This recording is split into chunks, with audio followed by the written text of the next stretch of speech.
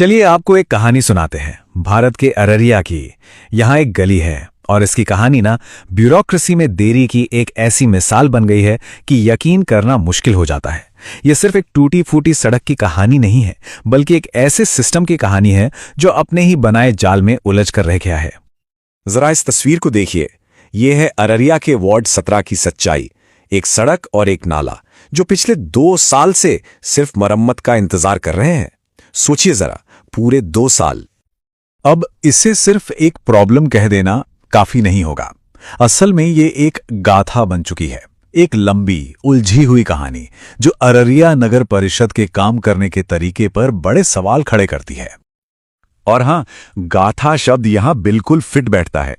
भाई, एक मामूली सी सड़क और नाले को ठीक करने में अगर 2 साल लग जाएं, तो ये किसी लंबी उलझी हुई कहानी से कम है क्या? तो सवाल यह है कि आखिर ये नौबत आई कैसे?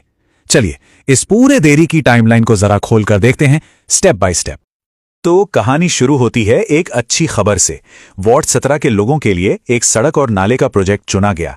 सब खुश थे, उम्मीद थी कि अब चीजें बदलेंगी।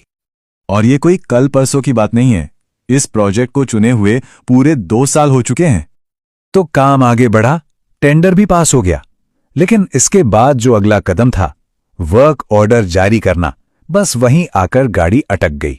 और ऐसी अटकी कि यकीन करना मुश्किल है ना? लेकिन सिर्फ वर्क ऑर्डर जारी करने में 1.5 साल लग गए। मतलब 18 महीने सिर्फ एक कागज को आगे बढ़ाने में।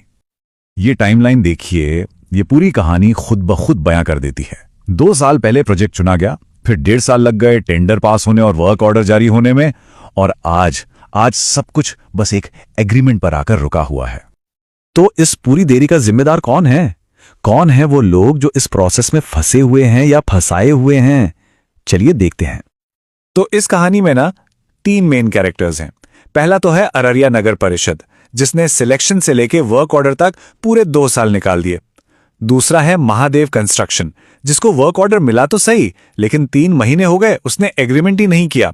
और तीसरे हैं स्थानीय नेता, जिनकी देखरेख में ये सब कुछ हो रहा है।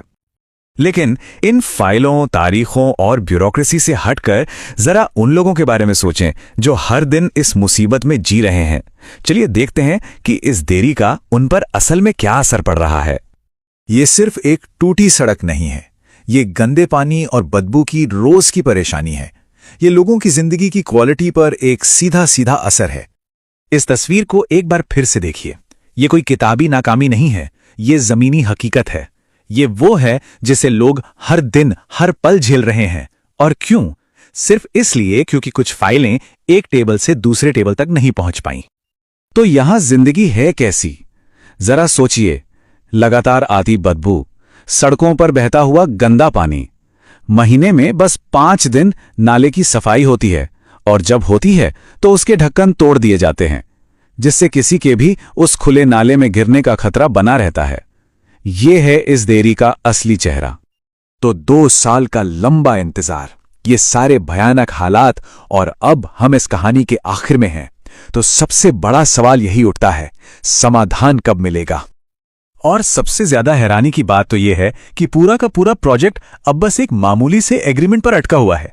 एक कागजी काम जिसके लिए कंस्ट्रक्शन कंपनी को 3 महीने पहले ही वर्क ऑर्डर मिल चुका था, लेकिन आज तक कुछ नहीं हुआ। तो सवाल फिर वहीं आकर रुक जाता है। 2 साल के इंतजार के बाद ये 3 महीने का छोटा सा एग्रीमेंट आखिर कब पूरा होगा? और तब तक वार्ड 17 के लोगों को और कितने